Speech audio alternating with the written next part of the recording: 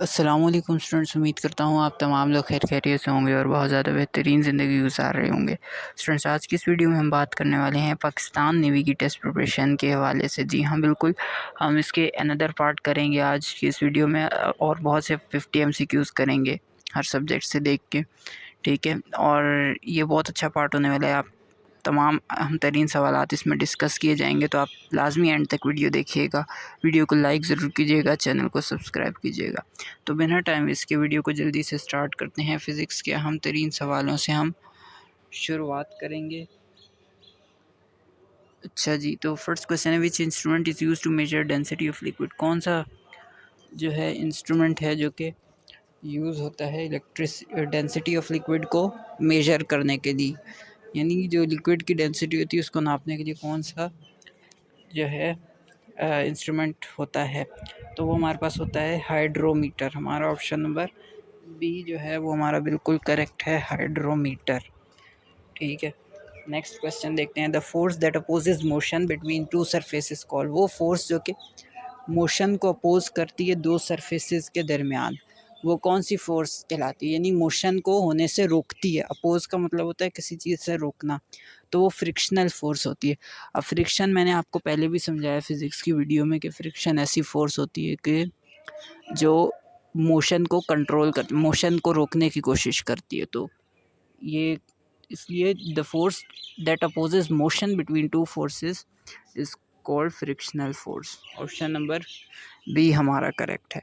Next देखते हैं, ऐसा यूनिट ऑफ इम्पल्स। इम्पल्स का ऐसा यूनिट क्या होता है, न्यूटन सेकेंड होता है। ऑप्शन ए करेक्ट है। Which which scientist discovered the electron. किसने जो है इलेक्ट्रॉन को डिस्कवर किया था, किस साइंटिस्ट ने। तो हमारा ऑप्शन नंबर बी करेक्ट है, J Thomson. Which property of light explains the formation of a rainbow. अच्छा जी, वो लाइट की वो कौन सी प्रॉपर्टी है जो कि रेनबो की फॉर्मेशन को बताती है, एक्सप्लेन करती है। तो भाई देखें, रेनबो जो बनता है वो कैसे बनता है, उसकी किस प्रॉपर्टी की वजह से, लाइट की किस प्रॉपर्टी की वजह से रेनबो बनता है, ये हमें बताना है। तो जो रेनबो बनता है ना, वो बेसिकली दो चीज़ों की वजह से बनता है। एक उसके अंदर चाहिए होती है हमें रेन के ड्रॉप्स, यानी बारिश के कतरे, और एक चाहिए होती है सूरज की रोशनी, सनलाइट, ठीक है। अब फिर इसके अंदर दो प्रोसेस होते हैं इन दो, जब रेनबो बनता है ना, इन दोनों कतरों के, बारिश के ड्रॉप्स के साथ और जो है सनलाइट के साथ। क्या होता है, क्या है, जब एक ड्रॉप है उसके अंदर जब लाइट जाती है ना, तो सनलाइट जो होती है बेसिकली सूरज की रोशनी, जब लाइट जाती है अंदर तो वो बेंड होती है। यानी अगर सीधी जा रही है ना 180 डिग्री के एंगल पे लाइट जा रही है, तो वो 180 से हो सकता है 210 पे हो जाए, या कम हो जाए, प्लस हो जाए या माइनस हो जाए, ठीक है। तो वो अपना एंगल चेंज करती है लाइट। तो इस एंगल चेंज करने को जब किसी पानी के अंदर मीडियम चेंज होता है, तो पानी एक मीडियम है ना, हवा से जो है वो एटमॉस्फेयर से पानी के अंदर जा रही है, पानी के ड्रॉप के अंदर, तो मीडियम चेंज हुआ, ठीक है। जब मीडियम चेंज होता है तो लाइट बेंड हो जाती है, ठीक है, सही है। तो अब बेंडिंग होती है, इस अमल को हम क्या बोलते हैं, रिफ्रैक्शन बोलते हैं, ठीक है। ये रिफ्रैक्शन हो गई। उसके बाद क्या होता है भाई, वो जो सनलाइट है ना, वो रिफ्रैक्ट होके वापस, अब जाहिर सी बात है जब एक साइड से ड्रॉप के अंदर जा रही है तो बेंड होती भी वापस निकलेगी भी तो ना ड्रॉप से, है ना। तो जब निकलेगी ना तो वापस से हल्की सी बेंड होगी, तो वो हमारी डिस्पर्जन होगी। डिस्पर्जन कैसे होगी, जब एक साइड से सनलाइट गई, दूसरी साइड से बेंड होती हुई निकली। अब जब निकलेगी ना तो वो डिस्पर्स हो जाएगी, यानी कि वो जो लाइट है ना वो 7 अलग कलरों में चली जाएगी। 7 अलग कौन से कलर होते हैं हमारे पास, विडग्योर वाले, ठीक है। विडग्योर जो है हमारे पास वो होता है, ये हमारे पास जो है, यानी वॉयलेट, इंडिगो, ग्रीन, येलो और ऑरेंज, रेड, इस तरह के जो कलर्स होते हैं ये सारे होते हैं, ठीक है। इसके अंदर जो रेनबो के कलर्स होते हैं ना, ये 7 कलर्स होते हैं। अब ये रेन ड्रॉप्स में से जब वापस से लाइट निकलती है तो वो 7 कलर्स में निकलती है। जब 7 कलर्स में निकलती है तो रेनबो बन जाता है, वो 7 कलर्स वो रेनबो वाले होते हैं। अब ये 7 कलर्स आप बोलेंगे यही वाले क्यों होते हैं, क्योंकि भाई ये जो सनलाइट होती है ना, इसके अंदर यही कलर छुपे हुए होते हैं। जो आप येलो कलर की लाइट होती है, आपने देखी होगी नॉर्मली सनलाइट, तो इसके अंदर ये 7 कलर छुपे हुए होते हैं। ये बारिश के साथ जब डिस्पर्जन करते हैं, रिफ्रैक्शन होती है पहले, फिर वापस निकलते हुए डिस्पर्जन करते हैं तो रेनबो बनता है। तो यहाँ पर डिस्पर्जन जो है हमारा ऑप्शन बी करेक्ट है। वैसे रिफ्रैक्शन भी होता है, लेकिन ये रिफ्रैक्शन बिल्कुल करेक्ट आंसर हो सकता है इसका, लेकिन यहाँ पर ऑप्शन में डिस्पर्जन दिया हुआ है, तो डिस्पर्जन भी होता है, रिफ्रैक्शन भी होता है, तो इसलिए हम डिस्पर्जन लगाएंगे। The boiling point of water, water का बॉइलिंग पॉइंट बताना है एटमॉस्फेरिक प्रेशर में, तो वो होता है 100 degree centigrade. Which instrument is use to measure electric resistance, electric resistance को मेजर करने के लिए कौन सा इंस्ट्रूमेंट यूज़ होता है भाई? ओहम मीटर यूज़ होता है। Which illustrates the pressure and volume, pressure और वॉल्यूम जो है वो इन्वर्सली प्रोपोर्शनल होते हैं किसके? कांस्टेंट टेम्परेचर के। तो ये कौन सा लॉ बोलता है? ये हमारे पास बॉयल्स लॉ बोलता है, ठीक है। ऑप्शन नंबर बी करेक्ट है।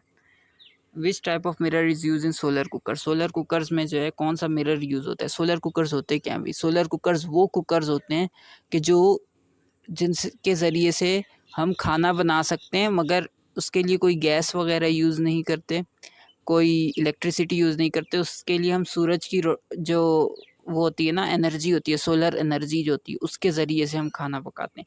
तो अब हमें बताना है कि सोलर कुकर्स में कौन सा मिरर यूज़ होता है, तो वो कॉनकेव मिरर यूज़ होता है। ऑप्शन नंबर सी करेक्ट है। Which particle has no electric charge, कौन से पार्टिकल का कोई चार्ज नहीं होता? तो वो न्यूट्रॉन होता है, जिसका कोई चार्ज नहीं होता। अच्छा, अब हम जो है ना केमिस्ट्री क्वेश्चन देखते हैं। विच metal is extracted from bauxite, bauxite से कौन सा मेटल एक्सट्रैक्ट किया जाता है? अच्छा, ये बॉक्साइट है क्या चीज़? मैं कई बार ये एक्सट्रैक्टेड वाले क्वेश्चंस करवाए हैं, तो ये जो भी मैं नाम देता हूँ ना, बॉक्साइट हो गए हैं, इसके अलावा और बहुत से होते हैं, ये बेसिकली ओर होते हैं। ओर क्या चीज़ होती है? O R E. ओर क्या होता है? ओर बेसिकली एक पत्थर कह सकते हैं या कोई मिनरल कह सकते हैं, एक रॉक या कोई भी मिनरल होता है। तो और जो है ना, कोई भी मिनरल या रॉक होता है जिसके अंदर से हम मेटल को निकालते हैं, ठीक है। उसके अंदर अलग अलग प्रोसेस करके मेटल को निकालते हैं, ठीक है। तो अब ये बताना है कि बॉक्साइट ओर जो है, बॉक्साइट ओर में से हम क्या कौन सा मेटल निकालते हैं? तो एल्यूमिनियम निकालते हैं हम। नेक्स्ट देखते हैं pH of human blood is, human blood जो होता है इंसानी खून, उसकी पीएच कितनी होती है? 7.4 होती है। Which gas is use to manufacture ammonia in Haber Bosch process. अच्छा जी, अमोनिया जो है NH3, ठीक है, ये एक गैस है। इसको बनाने के लिए हैबर वॉश प्रोसेस में कौन कौन सी गैसेस का इस्तेमाल होता है? तो भाई साफ दिख ही रहा है, एक नाइट्रोजन और एक हाइड्रोजन, तो hydrogen and nitrogen, option number A correct है। Which metal is commonly use for electric wiring. अच्छा, इलेक्ट्रिक जो वायरिंग होती है, बिजली की जो वायरिंग होती है, वो कौन सी मेटल से होती है? तो वो कॉपर से होती है। हमारा ऑप्शन ए करेक्ट है। Which element is known as the king of chemicals, chemicals का जो किंग है वो किसको बोलते हैं हम? तो हमारा ऑप्शन नंबर जो है सल्फ्यूरिक एसिड वाला, ऑप्शन नंबर बी बिल्कुल करेक्ट है। Which gas causes the green colour in fireworks. अच्छा जी, जो फायरवर्क्स होते हैं, यानी कोई गन से शॉट करता है तो फायर होता है, फायर करता है। उसके अलावा कोई बॉम्ब्स वगैरह जो होते हैं फायरवर्क वाले, वो चलाता है, तो उसके अंदर एक ग्रीन कलर सा नज़र आता है आपको। तो वो किस वजह से, किस गैस की वजह से नज़र आता है? तो वो बेरियम के कंपाउंड्स होते हैं, बेरियम के कंपाउंड्स की वजह से उसमें ग्रीन कलर नज़र आता है। अच्छा, which element has the highest electrical conductivity, वो ऐसा कौन सा एलिमेंट है ऑप्शन में से जो सबसे ज़्यादा इलेक्ट्रिसिटी कंडक्ट करता है? तो ऑप्शन नंबर सी करेक्ट है, silver. Which acid is use in soft drinks, soft drinks यानी हमारी जो कोल्ड ड्रिंक्स वगैरह होती हैं, ये सॉफ्ट ड्रिंक्स होती हैं, इनमें कौन से एसिड यूज़ होते हैं? तो फॉस्फोरिक एसिड यूज़ होता है इनमें। Which alloy is use for soldering, soldering कौन सा एलॉय होता है? सोल्डरिंग क्या होता है? बेसिकली सोल्डरिंग एक प्रोसेस होता है जिसके अंदर हम दो मेटल्स को आपस में मिलाते हैं, ठीक है। तो हमें बताना है कि which alloy is used for soldering, soldering के लिए कौन सा एलॉय यूज़ किया जाता है? तो वो सोल्डर यूज़ किया जाता है जिसमें टिन और लेड को आपस में मिलाया जाता है। अच्छा, नेक्स्ट क्वेश्चन है which noble gas is used in advertising science, advertising sign जो होते हैं उनके अंदर कौन सी गैस यूज़ होती है? तो वो नियॉन गैस यूज़ होती है। ऑप्शन नंबर सी करेक्ट है। अच्छा जी, यहाँ पर मैथमेटिक्स के क्वेश्चन देख लेते हैं। फर्स्ट क्वेश्चन है 9x is equals to 81, x की वैल्यू बतानी है। यहाँ पर 9 इधर मल्टीप्लाई हो रहा है, इधर आके डिवाइड हो जाएगा, ठीक है। तो x इधर ही रहेगा, 9 इधर डिवाइड हो जाएगा, 9 9 81 होता है। तो हमारा करेक्ट आंसर ऑप्शन सी हो गया 9। वैल्यू ऑफ 14 मल्टीप्लाई बाई 3, 14 को हमने 13 से मल्टीप्लाई करना है, तो भाई 4 3 ज़ा 12, 3 1 ज़ा 3 प्लस कैरी का तो 4 हो गया, मल्टीप्लाई 1 4 ज़ा 1 4 ज़ा 4 1 1 ज़ा 1, ठीक है। 2 एज इट इज़ आ गया, 4 प्लस 4 8 और 1 एज इट इज़, तो 182 हमारा करेक्ट आंसर आएगा। How many diagonals does a pentagon have? Pentagon जो होता है ये, इसके पास कितने डायगोनल्स होते हैं? डायगोनल तिरछी लाइन को बोलते हैं। तो ये हमारे पास 1 हो गया, ये 2 और ये 3 हो गए, ये 4 हो गया, ये 5 हो गया, ठीक है। तो ये टोटल 5 इसके पास डायगोनल्स होते हैं। वैल्यू ऑफ 125 की पावर दी हुई है 1/3। अब जब किसी भी वैल्यू के ऊपर 1/3 लिखा हो ना, तो बेसिकली ये क्यूब रूट होता है, यानी कि क्यूब रूट कौन से 3 नंबर से मिलकर ये नंबर बनता है। तो जो 125 है ये 5 का क्यूब रूट होता है, यानी कि 5 को अगर हम मल्टीप्लाई करें 3 टाइम्स तो ये 125 बनता है। ऑप्शन नंबर सी करेक्ट होगा। Which number is both divisible by both 5 and 9? कौन सा नंबर है जो कि 5 से डिवाइड भी हो जाता है और 9 से डिवाइड भी हो जाता है? तो वो 45 है। 9 5 ज़ा 45, 5 9 ज़ा 45। अच्छा जी, parameter of a rectangle of length 12 centimetre and width.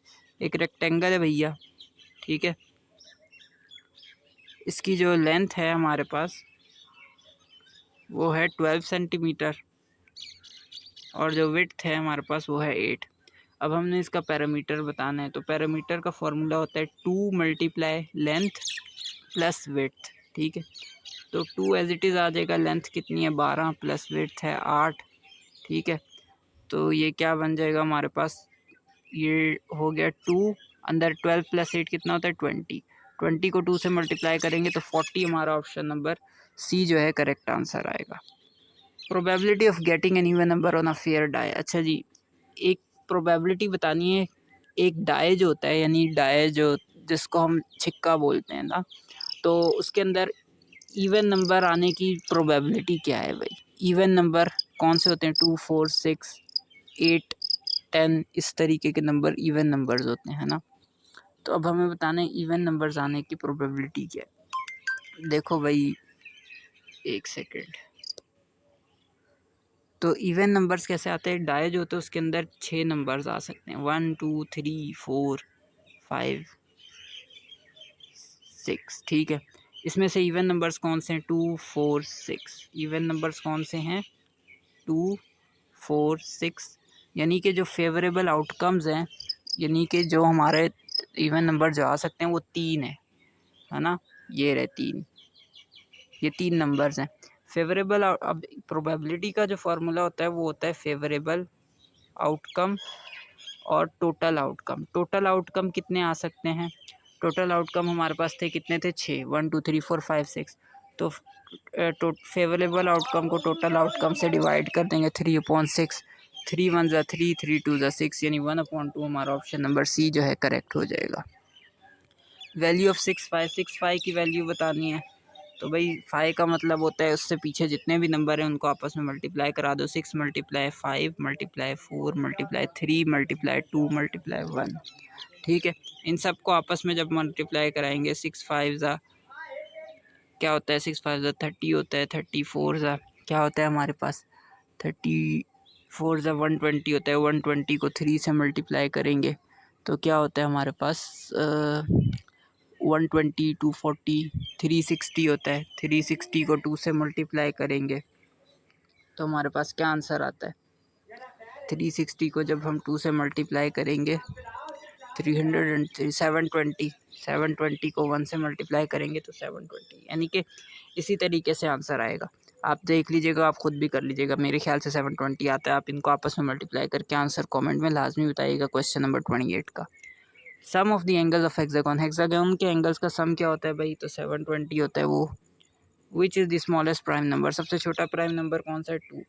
Option number C correct है। अच्छा जी, अब प्राइम नंबर्स उस दिन मैंने बताए थे वो नंबर्स होते हैं जो कि सिर्फ अपने नंबर से मल्टीप्लाई होते हैं और किसी और डिवाइड भी अपने नंबर से ही होते हैं, ठीक है। तो सिर्फ अपने नंबर से ही डिवाइड हो सकते हैं और किसी नंबर से डिवाइड नहीं होते। तो ये सबसे छोटा प्राइम नंबर जो हमारे पास 2 होता है। अच्छा स्टूडेंट, यहाँ पर देख लेते हैं हम कुछ इंग्लिश के क्वेश्चंस देख लेते हैं। सिनोनियम ऑफ ब्रीफ। ब्रीफ का सिनोनियम बताना है हमने, तो वो होता है शॉर्ट। यानी ब्रीफ कोई बड़ी चीज़ को बोलते हैं और शॉर्ट जो है छोटी चीज़ को बोलते हैं, ठीक है। ब्रीफ बेसिकली डिटेल्ड चीज़ को बोलते हैं। अच्छा जी, चूज़ दी एंटोनियम यानी उलट बताना है। एंशियंट का उलट क्या होता है? मॉडर्न होता है। डिसिप्लिन की correct spelling option number A है DISCIPLINE।